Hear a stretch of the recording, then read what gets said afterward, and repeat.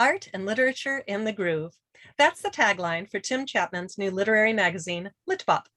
Tim is a former forensic scientist for the Chicago Police Department and writing instructor for Malcolm X College. In addition to writing novels and short stories, he has just launched Litbop magazine, which will be the focus of our chat today. Welcome to Blackbird Writer Presents Author Interviews. Thank you for being here, Tim. Thank you, Sharon. Good to see you. Good to see you. So my first question is, why publish a literary magazine? Well, I've submitted short stories to literary magazines and had a number of them printed. And it always seemed to me sort of sad that that was the end of their shelf life, one time around. So I submitted something to a literary magazine that would reprint stories, would print things that had previously seen print. And they liked it and they wanted to buy it, but they asked me to make a bunch of changes to it that I felt would change the story too much. And I thought, well, I have a bunch of other authors as friends who I bet are in the same boat as me. They have stories that they are proud of and would like to have another life for those stories. So let's get them together and put something out. All right. So in your editor's note in the first issue, you mentioned how bebop jazz influenced the naming of the magazine. And could you go into a little more detail about that? Sure. I'm a huge fan of jazz and bebop in particular. I've always felt that jazz musicians, when they're soloing, what they're doing really is composing on the spot. And they require years of training and study to be able to do that. It's really difficult. To some people, it just sounds like they're noodling around, but they're not. They're really composing. And it's so complex that they've actually invented separate scales that help them to stay in the beat and with the chords that they're playing over and stuff like that. Well, writers and artists have sort of a similar background, you may be an abstract expressionist, but in order to do it well, you have to learn to draw at some point. Writers don't just sit down and write. They have years of experience and learning behind them, so that what we see is the tip of the iceberg. They make it look easy, but it really is like jazz. You've got these years of training behind you that influence the thing that you put down on the page or on the canvas. Okay. So what makes Litbop different from the Kenyon New Review or other lit magazines? Well, first of all, the idea that we're going to reprint stories that have appeared before. Also, some literary magazines will publish some art or some photography, but it's kind of an afterthought.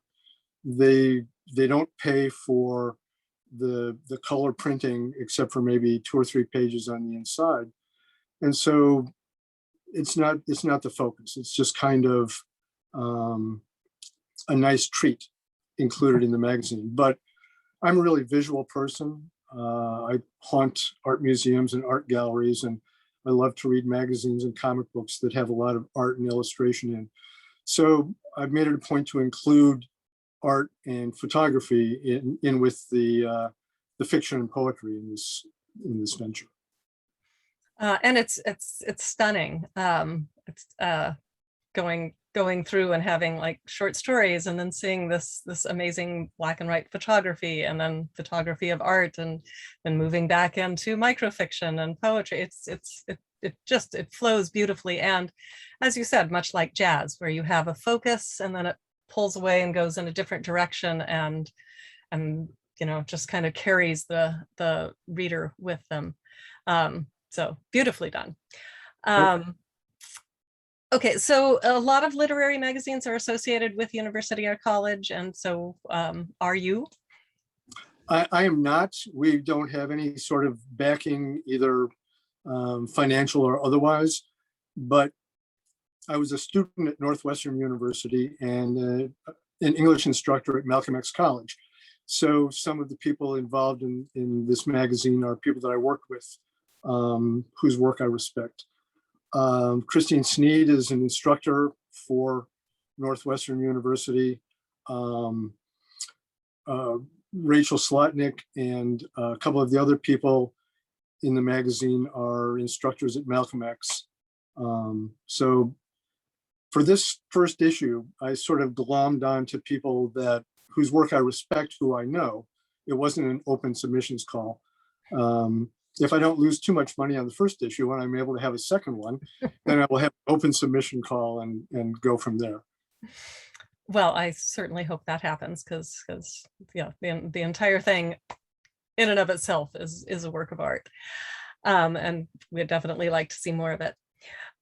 So we kind of went into this a little bit, the curating of there are several different styles of art included in Litbop. So you have the short stories and the microfiction and the poetry, which, I write short stories. I don't know if I know anything about poetry. So how are you able to curate all these different kinds of things? So I'm in sort of the same boat as you. I studied fiction in college. I write fiction. I'm also a painter for one of my previous careers, of which I've had several. I did graphic art, so I was able to do the design for the magazine, and I kind of have a good eye for from painting and photography. Poetry, not so much. I'm a really lousy poet. I would not print my own poetry in this magazine, but I kind of relied on, some of the people that I know who I think are good poets to help me out with that and to do some of the editing for that. And like I said, if this continues past the first issue, I'm going to hit one of them up to be the poetry editor so that I don't, publish stuff that is kind of pointless.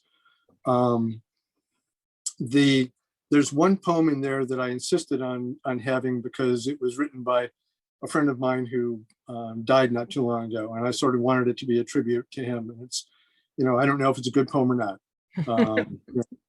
but he was probably a good person. So he was, and so that was my one contribution to the poetry section. The other stuff was the poets themselves had to tell me, this is a piece I'm proud of.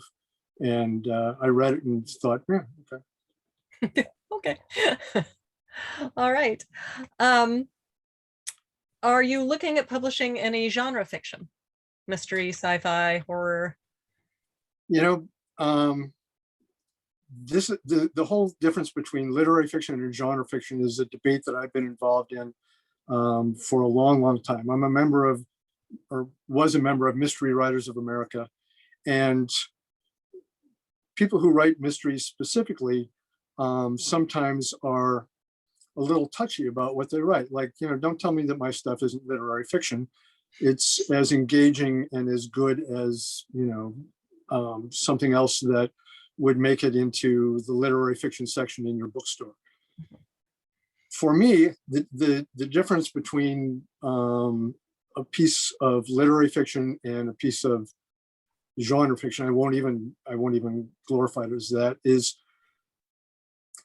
a piece of literary writing really helps us get in touch with the characters. It's not just plot based, it's also character based. And we see the characters grow and change as the story unfolds.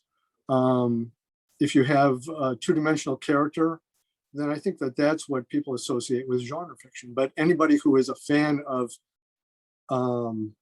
really good writing, whether it's a mystery or a science fiction piece or even romance novels, they ought to be able to differentiate between a piece of writing that engages them in the characters and a piece of writing that's just a fun read and I can get through it in a weekend and afterwards I'm going to forget about these people. So, long answer to your question. Yeah, if people submit stuff that is genre fiction and it is engaging and the characters grow, then yeah. We have one piece in this first issue by Libby Fisher-Hellman, who is a mystery fiction writer. She writes about a couple of detectives. One of them is a PI, Georgia I can't remember her last name, but anyway, she's someone who can do both. She can write fast-paced plots, but she can also make you care about the characters and introduce you to them. So Okay. So basically what you're looking for is really good writing. there you go. Yeah. And maybe that's one thing that differentiates Litbop from university-based literary journals, is that I'm not looking for something that's written by like an MFA standard. It doesn't have to check all those boxes. It just has to be engaging and have characters that we feel something for. Yeah, I'm gonna just kind of go right to, you have a microfiction included in the first issue of Litbop. It's kind of a little coming of age. It's maybe 2 pages. And my piece. Yeah. Oh yeah. Okay. Yeah. Yeah. And I just want to say it's kind of exactly that. It's like you just have this one quick little incident, but it seems to like fill such an important part of this person's life, and you just kind of want to dive into that even further, and it's just a perfect example. So I enjoyed it very much.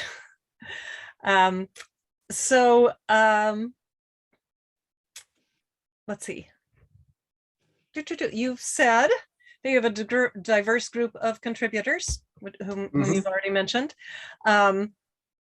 So how did y'all just get started on this? Well, when I mentioned that it's a diverse group, in recent years, like maybe the past 10 or 15 years, there's sort of been a call for more women and more people of color and more people in the LGBTQ plus community to be represented in publishing, both as authors and as people behind the desk, editors, what have you. And that's starting to happen. And I think that that's something that the industry has needed and that is really good. But I don't think it's something that should inform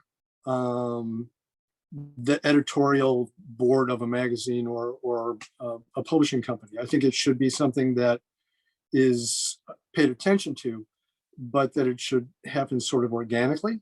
So, like I said, these are all people that I really respect. These are wonderful authors and artists. Men, women, old, young, black, white, Asian, gay, straight, queer. There's all of those subgroups are represented in the authors and artists in this magazine. But it was kind of an accident. It was, I really think that I want to publish your stuff because I love your stuff. You're my friend, you're someone that I respect, but not because of the color of your skin or whether you're a man or a woman or anything like that. So I guess maybe saying that we're a diverse group helps to explain that this is a publication that is aware of the need for diversity in publishing, but we're not going to sacrifice quality in order to get. Yeah, but it's as you said, happening organically, not an agenda. Right. And that's, I think that's going to make for a really robust and there are just tons of super talented authors out there who are women, people of color, people in the LGBTQ community, and maybe their work has been overlooked in the past, and maybe now they'll get some recognition and some publication, and I really want that to happen. But like you said, I want it to happen organically. Yeah. All right. So you keep saying if there's a second issue. So is there a way for writers and artists to submit their work? Not What's yet. going to happen to this? Yeah. Well, we have a website. It's just litbop.com. We are on Facebook currently, not really any other social media. So I've already had 2 or 3 people, write me and say, where can I submit? How can I submit? That's down the road. And so all I can say is, go to the website, come back often. And once we figure out, if we're going to lose money on this thing or if it's going to be a going venture, I will put that information up. And what I really like is Submittable. I don't know if you're familiar with that. It's a website where people can go to submit their work, and it's quick and easy. And the publication generally pays for having it on there. And sometimes they'll charge you a small reading fee, $3 or whatever, to read your works to help them pay for their space on Submittable. So I'm thinking that we'll probably go that route when we get around to it. The thing about losing money on this thing is it's not really my.